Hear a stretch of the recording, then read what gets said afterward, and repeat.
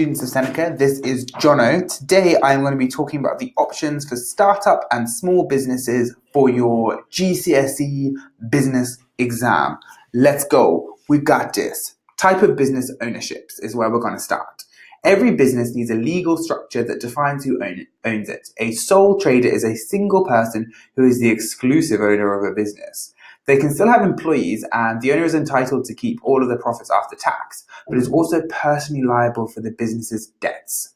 There are some advantages. They are the easiest type of businesses to set up. The sole trader gets to be their own boss. Hey, the sole trader decides what to do with the profits, and it's easier to change the legal structure if circumstances changed. But there are a few disadvantages.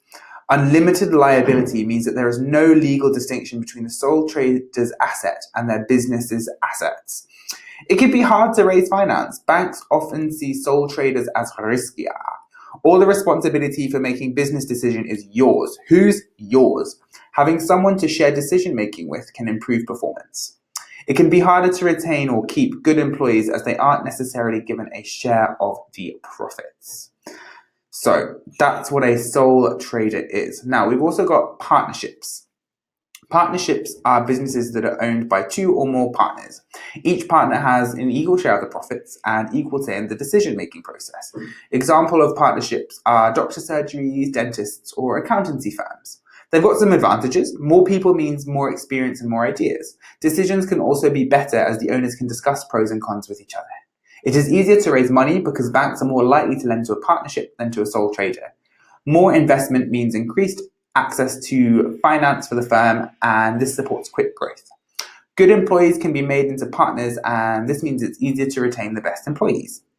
Disadvantages. Now, the profits are shared, so if a sole trader decides to go into a business with another person, they may end up with a lower profit for themselves, but sharing is caring. Like sole traders, partnerships have unlimited liability. Partners may also disagree about business decisions, and this can be unpleasant, especially if it's a family-based partnership. Honey, the struggle.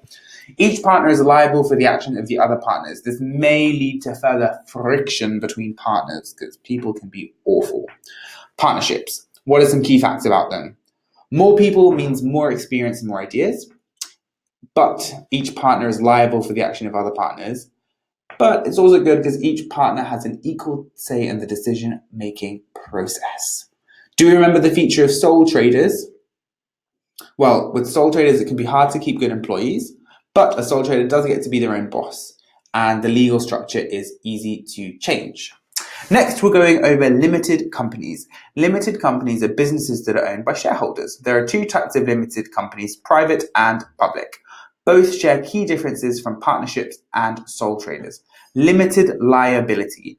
Being incorporated means that shareholders are protected by limited liability. Limited liability means that the shareholders are only legally responsible up to the amount they have invested. So if a shareholder invests 10K to purchase shares, they won't be liable for any debt if the company fails. 10K is the maximum they can lose. Owned by shareholders. Limited liability companies are owned by shareholders. The shareholders of limited companies can have nothing to do with the day-to-day running of the business. The more shares a person owns, the more control they are likely to have relative to other shareholders. Limited company is incorporated. A limited company has a separate legal identity from the owners. This means that cash, property, and debt is in the company's name and is property and therefore responsibility of the company and not the individual shareholders. So an example of a limited company is something like Google, and they are businesses that are owned by shareholders. So that's the key thing about limited businesses. So let's run through those three types again. What are businesses that are owned by two or more partners? They are partnerships. What is a single person who is the exclusive owner of a business? Honey, they are a sole trader.